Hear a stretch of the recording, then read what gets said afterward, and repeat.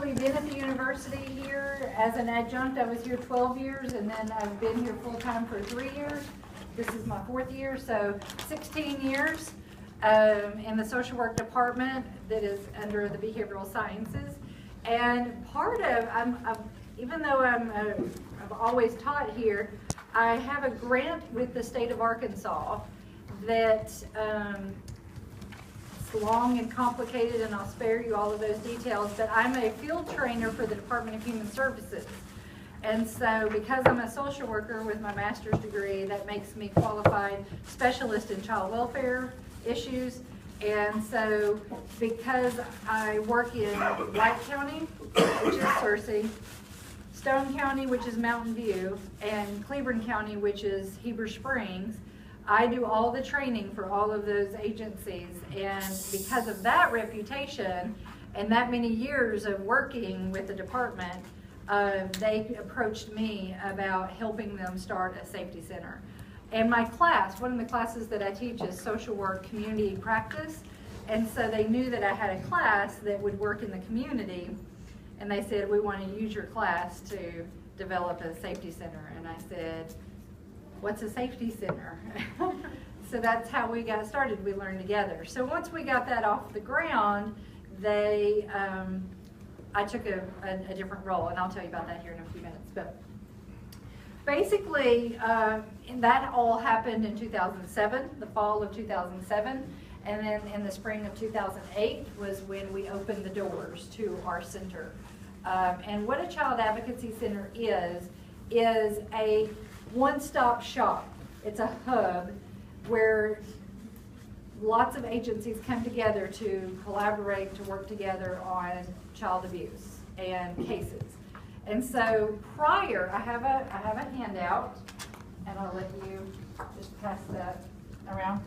Prior to having a safety center, what happens is that a hotline call comes in about suspected abuse or neglect. And I'm telling you these things, does this manually come up or? Yes.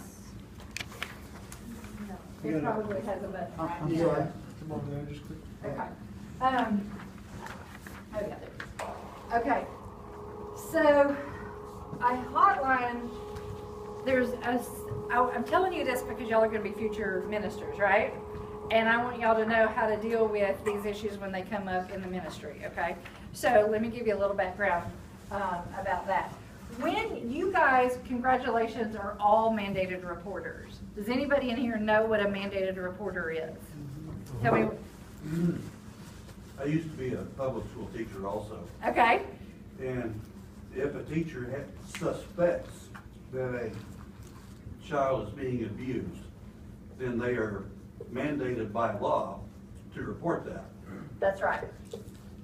So in your professional capacity as a minister, you will be required to report to the hotline if you ever suspect child abuse or you're ever alerted to child abuse. So you are a mandated reporter.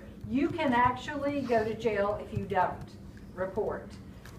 That doesn't happen very often, but there's teeth in the legal system that says that you could. So you are, as citizens of Earth, you're a mandated reporter. But as ministers, you are a legal mandated reporter, okay? So everybody should always report if they think that there's child abuse. But as a mandated reporter, as a minister, you're required to. So when you hear of something or see of something or find out about something, what your job is to do is to call the hotline. And this is the child abuse hotline. Every state has an abuse hotline, and it goes throughout the entire state. It's funded by the state. The state has the rules and the regulations. They have a data system in the hotline and their reporting. So when you give information, they fill in blanks in their data system, and the data system has the law in it. So when you say it's this, it kicks up, this is the violation of that law. If you tell them something and it does not kick up as a violation of the law, they will not take your call. They'll screen it out, okay?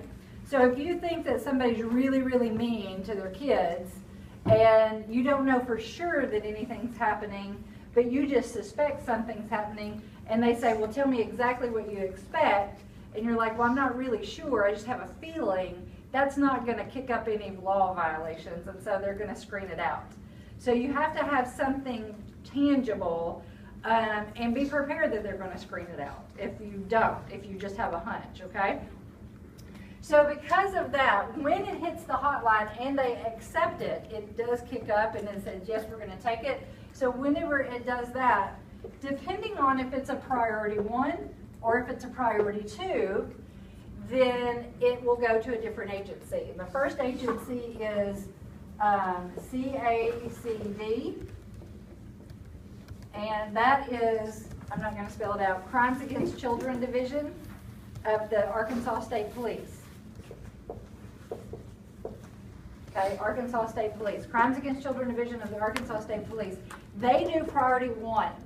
And the reason that they do priority 1s is because they are law enforcement people that know how to collect evidence, they know how to collect, and they are more familiar with the law, and they know how to prosecute things. Okay, so get it ready for prosecution. So priority 1 means that that's a case significant enough that the charges will be filed. Okay, so priority 2 goes to DHS, which is the Department of Human Services. Okay, so I'm going to give you a couple of examples. CACD and the state police, they're going to do broken bones, they're going to do burns, they're going to do suffocation, they're going to do all sexual abuse. Things that you can prosecute and file criminal charges for. DHS is going to do things like bruises and environmental neglect and scrapes or scratches or slapping, things like that that are sort of questionable. They do drug use as well. Sometimes drug use, if it's meth, CACD will do it. If it's marijuana or alcohol, then DHS does it. Again, because of the law and the severity of it and the ability to prosecute it, okay? Any questions about any of this so far? It's really kind of complicated. Okay, so depending on which it kicks up in the law in the database, it'll go there or it'll go here. So when they get it in their inbox, then these two guys, whichever one it is, will call the safety center, which is what you have in front of you, the Children's Safety Center, and you're going to schedule an appointment. They will, whoever's got the investigation, they'll schedule an interview of the child, okay? So, knowing that, prior to having a safety center, the sheets of paper that you have, it shows that, I think, if you're on be on the page that doesn't have the house on it. Yeah, flip it over, okay. So, prior to having a house and a safety center, what would have happened was, for example, you've got a school teacher over here, the school teacher hears something from the student. In all actuality, the teacher would go to the school counselor and say, Susie reported some sexual abuse, and I think I'm going to have to call it into the hotline. And the counselor might say, well, let me talk to Susie first. And then whenever Susie discloses to the counselor, then the counselor goes to the principal and says, this is what happened, we're going to have to call it in. And the principal says, let me talk to Susie first. So the child discloses again. Well, then the hotline gets called because they're mandated reporters. It goes over here. So then this person, prior to having the safety center, this person would then go to interview the child.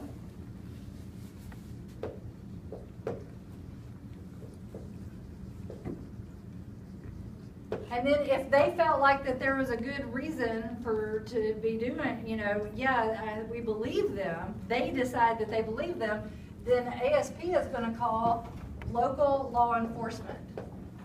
So depending on if law enforcement is the sheriff or if law enforcement is the city police, they will decide to do whether they're going to, it's significant enough that they're going to call law enforcement in. So then, guess what happens? Law enforcement interviews the child. And if they say, law enforcement's like, we're not sure if we believe the child or not, we better get a medical exam, so we're going to refer them to the doctor. And so law enforcement, they need forensic proof, so they go to the primary care physician, and then the primary care physician interviews the child, right? And so the primary care physician's like, I believe the kid. I think she needs a therapist. So the primary care physician makes a referral to the therapist. And then the therapist interviews the child, right? So that's what happened before the safety center. At what point does the child give up and say this isn't going anywhere? Somewhere along the line. Or somewhere along the line, the child says, I think I'm in big trouble, I better change my story. Or the child says, Mommy's really upset, and so I'm really upset, Mommy, I better change my story. Somewhere along this big process, the child decides, this is too hard, I don't like everybody knowing my secret, I don't want to talk about it anymore, so I'm done talking about it. Yes?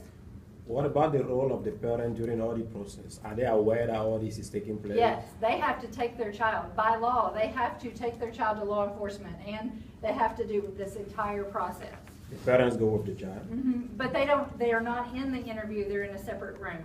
Okay. But yes, they have to take their child to all of these, they know everything, yes. So, in comes the safety center. We're going to go, now flip your sheet of paper over, back over. So the CACD and the state police, they call this, I'm going to abbreviate it, I'm going to call it a CAC. But in Searcy, it's called the Child Safety Center. So we sometimes call it a CSC. But CAC stands for Child Advocacy Center, and that's what they're known as nationally, okay? So it's a child advocacy model, but this is what we call it in Searcy, because that's the name of it, okay? So whoever's doing the investigation does it, and before the investigation, so we say, oh, we've got a slot on Thursday at 1 o'clock, and so we tell CACD to be there at Thursday at 1 o'clock, and CACD, without thinking about it, calls local law enforcement and says, meet us there at Thursday at 1 o'clock. So they call law enforcement, local law enforcement, and law enforcement shows up here. And so together, the forensic interviewer does the interview, and they watch this interview together. And then we have a nurse on staff. I'm going to be really technical here. So it's called a SANE nurse. We love acronyms in social work, okay? Everybody loves acronyms in all of this. So SANE stands for Sexual Assault Nurse Examiner. And we have a nurse, but she has a P on the end of her name, and that means pediatrics. So we have actually 2 SANE nurses that work in our center. She comes in and she observes the interview, and she determines whether that child meets criteria for a medical exam. And so when the child's done with the interview and based on what the child disclosed, then the child gets a medical exam in our facility. Now, in our facility, we have computers, and we videotape our interviews and our medical exams. So therefore, it's forensically airtight. And if anybody comes behind us and questions, you led that child, you misrepresented, you skewed the results, you intimidated, you interrogated, or whatever, where you're like, here's the video, you show me what I did wrong. So I've done over 13 interviews. As the forensic interviewer, I've done 1,300 interviews in 8 years. And I have to go to court, and I have to defend my interviews. And I have to let the world see my interviews. So that means I got to know what I'm doing. And I get about 10 or 15 continuing eds a year, and I'm peer reviewed by a board of people 6 times a year to make sure that I'm following protocol and doing everything the right way. Wow. So, my interview can make or break a case. Not always, but it is a significant part. And because we interview it, then let's say local law enforcement, let's say the child during the interview says that it happened 3 times in Texas, then we can send the DVD to Texas, and that child does not have to go to Texas to be interviewed. So hopefully, our goal of the CAC is for the child to tell the story once. Less traumatizing to sit in a room with one person one time than to go through that whole spiel and get through all of that.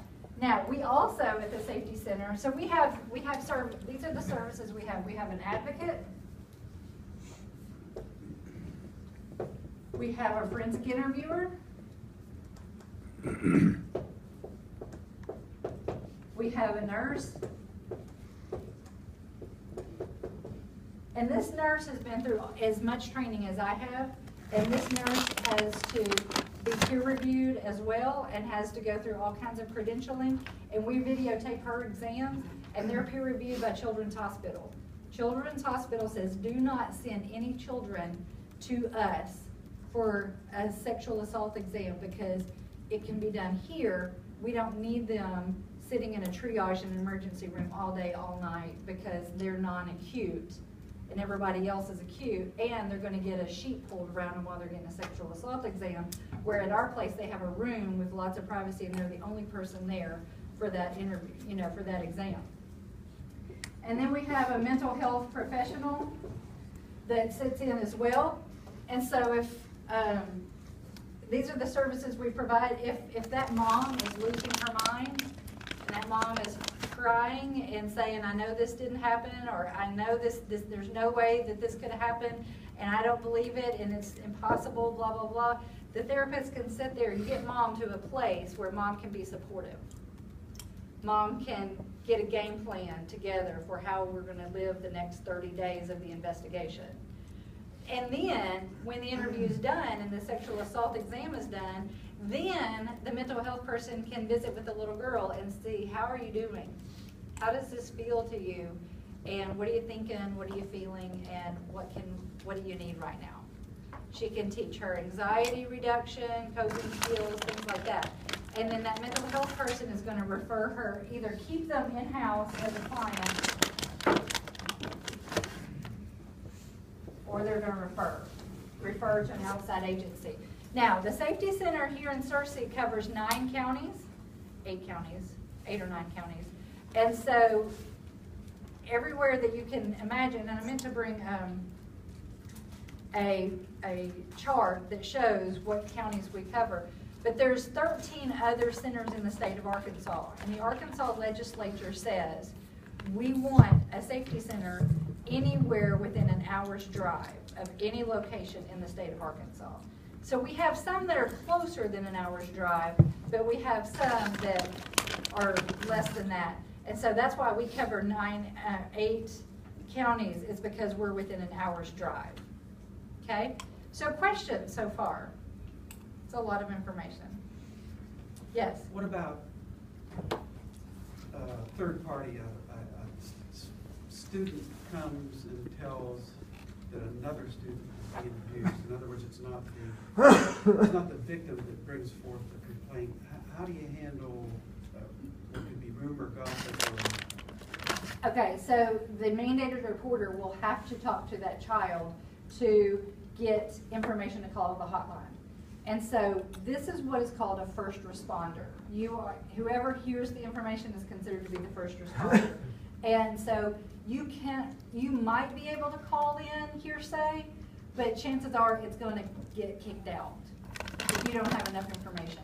However, we don't want you, the first responder, to do the interview for us, okay? We don't need you to get all the information. We just need you to get enough information to make the hotline report. So what we're talking about for enough information is name, age, maybe the date of birth if you can, address, who, and what. That's what we want you to know. That's it. Okay? Because we've got to be able to find them. We've got to be able to go to the house and make contact with them. So if you don't have the address, a phone number will work, some way to contact the family. And then we want to know, because it's got to trigger the law in the database, you have to be able to say something happened. Okay, so if a child comes to you, and primarily all we see at the safety center is sexual abuse. Okay, so primarily, let's say that a kid discloses to their friend. We'll take your example.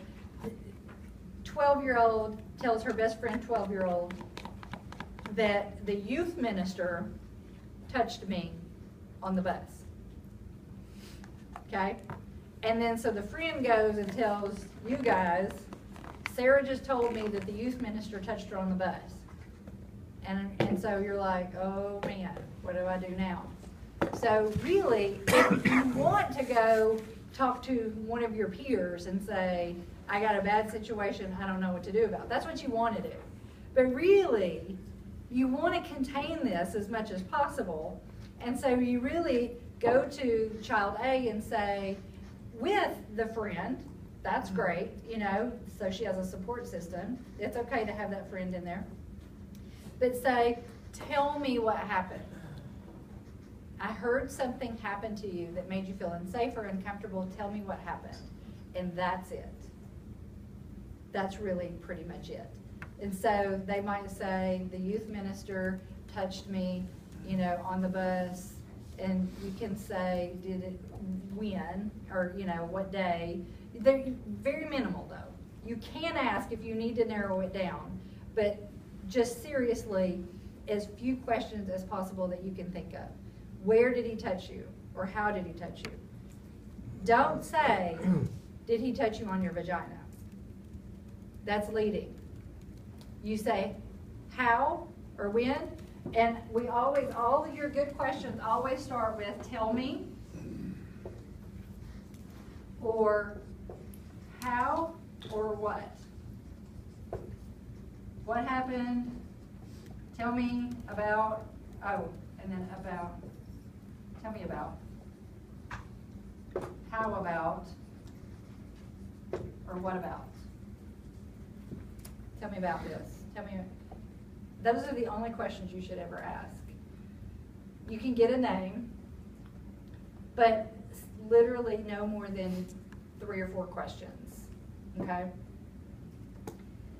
Then you're going to want to go to the youth minister and you're going to want to say, hey, I heard something happen. I need you to tell me what happened. You're going to want to do that, but you're not going to do that, right?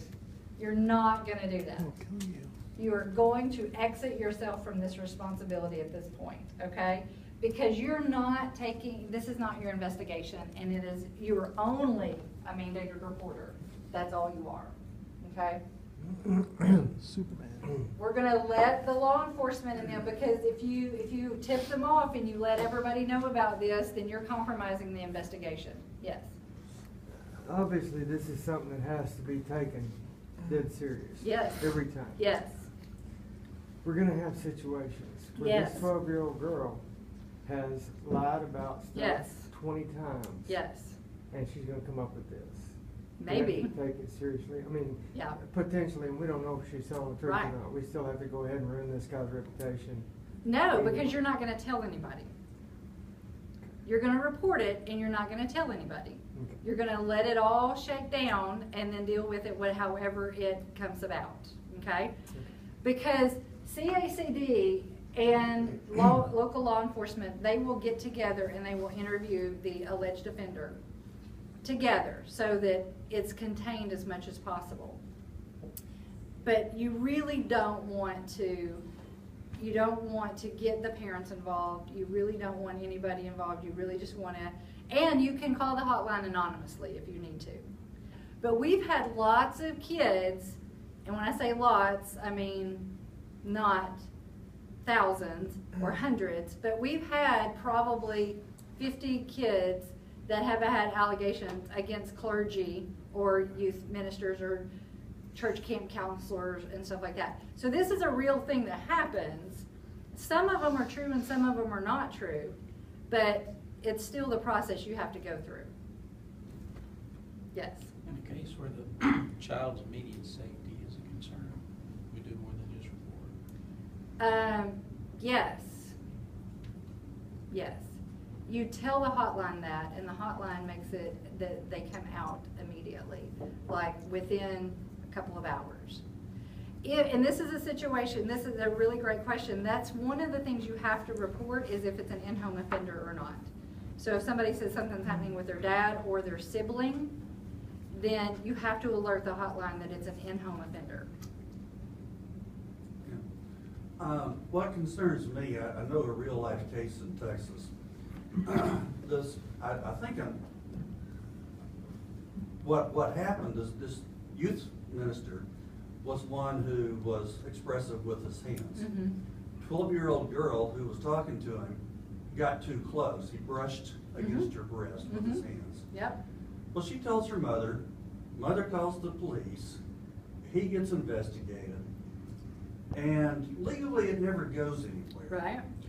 But he ends up having to resign his job because it gets out in the community and gives the church a black eye. Well, my response to that is that there's probably more to the story than the community understands. Because most people are not gonna fire somebody over a hand gesture, a one-time hand gesture. So there's probably more to that story than we're aware of. Because, like I said, sometimes it's not true. Sometimes we have people that have misunderstandings or misinterpretations. And that's what my job is to forensically determine whether anything happened and whether it met the criteria. It may have met the criteria to come through the hotline, but that does not mean that it met the criteria. Now, if we were to look at all mandated reporting, all hotline calls for 2015, we would see that 65% of them were screened out as not true. 65% are not true. But only 15% of them will be prosecuted because of lack of evidence or because of whatever. So the reporting is different. Now, I'm going to give you a story. I interviewed a little girl that I did not know was developmentally delayed. And she was 7 years old and very quiet and very shy. I thought she's on the autism spectrum. I didn't know that. And so when I was asking her all these questions, she made one little tiny statement, and then she never made any other statements. So she could not give me details. She could not tell me when. She could not tell me where. She could not tell me how many times or anything like that. So we finished the interview, and we completely walk out of there saying it didn't happen. It's not a big deal. It was a misunderstanding. Completely dropped it. This person happened to be, the alleged offender happened to be a law enforcement person. So because of the nature of their job, it didn't get to end with local law enforcement closing the case, nothing happened. It had to go to crimes against, not crimes against children, but just to the Arkansas State Police Crimes Division, the upper. And they watched the video, and they said, we believe her. And I said, there's no way. There's no way. I even rewatched the video. I said, there's no way that actually happened. And they said, yeah, we believe it happened. I said, what are you basing that on? She didn't say anything. And they said, her body language. And so they go to the offender, and they start interviewing the offender, and he discloses and admits to 10 counts of things that I won't share. But it was in the Searcy newspaper 3 or 4 times. The entire gory details were on the front page, and he got convicted, and he's in prison. So sometimes it's not the child's disclosure that gets it. Sometimes it's what the child doesn't say, but the body language for people that are smarter than I am, that know how to interrogate or how to interview, that does it. And sometimes we do interviews, or we have child victims that are infants. We have child infants that are nonverbal. And so that's when they get the SANE exam, and we find an STD on a 3-year-old. So things like that, sometimes, you know, it's not the interview, it's other stuff that happens. And we will do a medical exam on kids that don't disclose for this very reason. Questions? Yes? How often does someone get persecuted and then the child eventually discloses information that says that that person wasn't? That it didn't happen? Yeah, it didn't happen. Well, remember when I said that only about 15% go to prosecution? Uh-huh. To find it true, to find this investigation true, you have to have what's called a preponderance of evidence, and that means 51%. That means that you have any slight information more on the pro than the con. Whichever way, that's what it is. So 51% of evidence. I don't care, you have 48%, you know in your gut that it happened, but you can't prove it, you don't have a preponderance of evidence. So you're gonna unsubstantiate it. And your boss and their boss and that boss that all review the case are going to have to approve your finding. So it's not one person making a finding, it's several people looking at it and identifying the finding based on the video and everything else. So to arrest somebody, you have to have 89% of evidence that something happened, or a confession. And then to actually make it through court, you have to have like 94%. Because to get a conviction or a prosecution through court, it has to be beyond a reasonable doubt. That's what that's called. And how many of those get called back? Not very, I mean, I don't know of any that have ever gotten called Okay. back. Because generally speaking, they've confessed at that point. So back to my example a little while ago, you're saying that the police had less than 89% of the evidence they needed to prosecute. Yes. So that's why it didn't go any Well, further legally. But was this investigated, found true? Or not? No. Okay, so they didn't even have a preponderance of evidence. No, they didn't. Yeah, so that, I mean, so at least we know. Most perpetrators have multiple victims. Most of them do. Some of them have up to 100 victims. So if we get one, chances are that's not their first. Pretty good chance they're not their first. So, but I'm not saying that that people don't have. We had a Jehovah's Witness girl come in, and she was spending a lot of time with her music teacher, you know, her band or whatever music director, and they spent a lot of time together, and she felt like he had a crush on her, and she felt like he was being suggestive, and he was saying things he shouldn't say. It made her feel very uncomfortable, and so she told her friend told somebody else at school, and it got an open case. But there wasn't anything to it, and so it just went away. It was a perception issue, so it just went away. So you have to have evidence. You have to have something or a confession before it goes any further. So you're talking about out of 100% cases in 1 year, you're going to have 15% maybe. Now in the county of Searcy, we had a prosecuting attorney that did not believe in child prosecutions at all. And so for a 5-year period of time, there were only 5 convictions in 5 years, and they were all confessions. But since we've gotten a new prosecutor that knows how to prosecute child crimes, child victim crimes, we've had 38 since January of 2015, 38 charges filed. Now, how many of those 38 charges have actually gone to jail? Probably only about 7. But 7 in 1 year compared to 5 in 5 years is a big difference. So it takes years for the prosecution to get what they need before they make their determination whether they're going to file or not.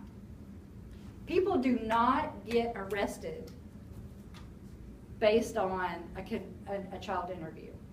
There has to be evidence before they arrest somebody. So I had a guy one time, a couple of years ago, that he confessed, and it was 8 months later before he ever got arrested. He confessed that he had molested his daughter for over a 5-year period of time, multiple times.